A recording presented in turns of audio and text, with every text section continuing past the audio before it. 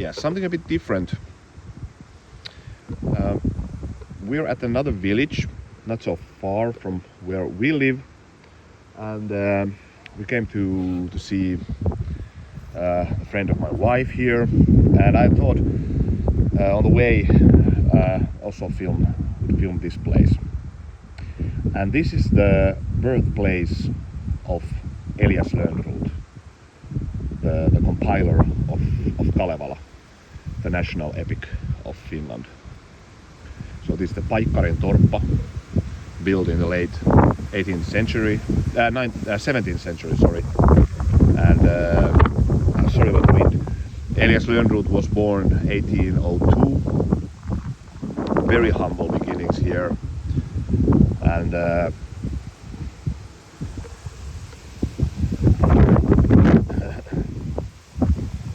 he of course went to his famous travels all across eastern Finland to gather the poems of old Finland, the legends, the myths, and those journeys are nothing short of amazing. So I read the journals he kept, and they are absolutely amazing. So he really was also not only academic and great mind, he also was quite a bit of a hiker, kind of wilderness guy, really, and he enjoyed that also. Until the end of his life, he liked to hunt and fish. So this is the place where he was born. Paikkarin Torppa here on a hill, a lake down there. And but he moved when he was older. He lived here nearby, 5 kilometers from here, and died also here. So he stayed through to his place of birth, Sammatti. And those old songs, old legends and myths, they were sung all over Finland. So earlier, but they just kind of preserved there in Karelia. So that's why Lönnrot had the idea of compiling them all. And he was not the only one, but he was definitely the guy who really kind of understood the value of them. And of course, famously, The Lord of the Rings, for example, is mainly one of the main inspiration comes from Kalevala. So I've read both, and the similarities in many figures and many myths and everything are really kind of evident. So it's full of those. And I think J.R.R. Tolkien also admired Elias Lönnrot for his work. Not only famous in Finland, but he was already famous in Europe during his lifetime. So friend with the brothers Grimm and all the most important figures of the academic life of that age, and knew many languages. So his mother tongue, Finnish, and then of course Swedish, German, French, English, Latin, Old Greek. So he was really a great mind. Lived a very long life also. And they said he was a humble guy, kind of true to his origins also, from these humble beginnings, and liked to hunt, liked to fish a lot. So that's why he never left to a big city. So he stayed here in Sammatti. So but I wanted to film this, to show this, and Kalevala is such a big importance to Finnish history, of course, and it's also kind of a nice place.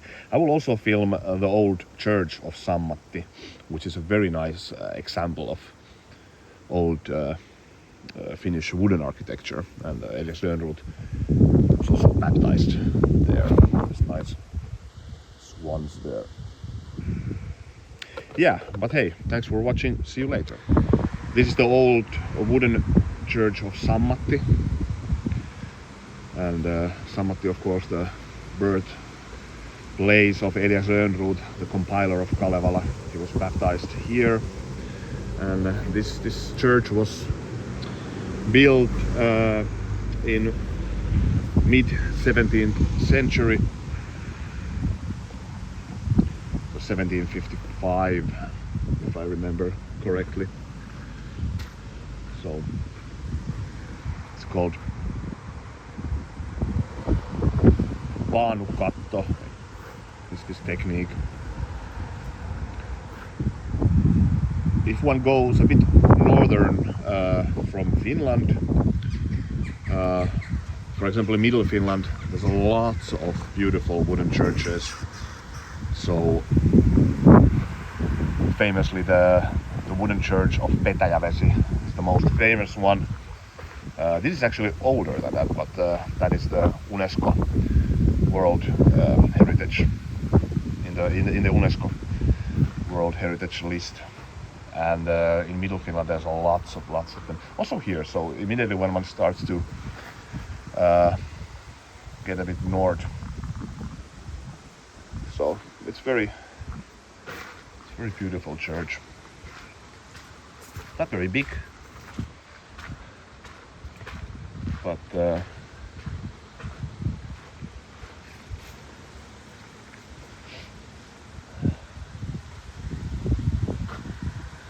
nicely held the test of time.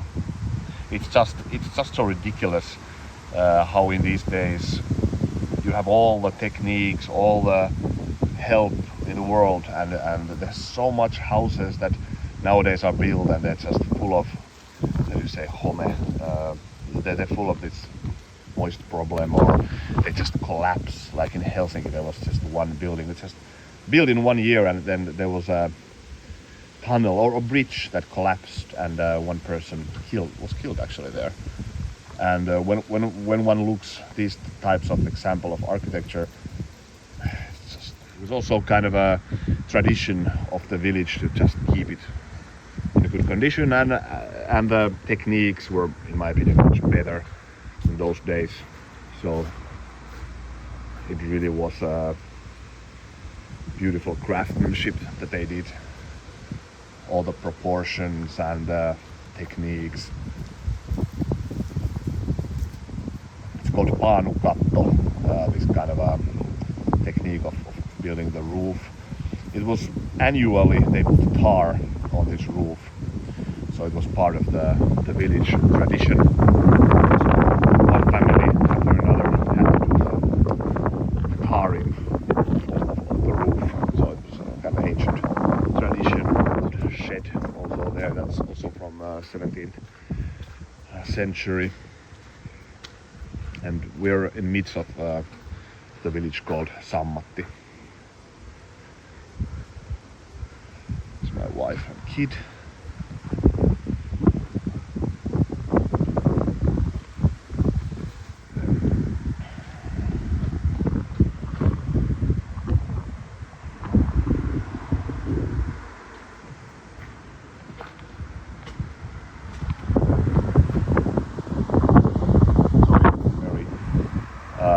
Damp and very cold days with wind.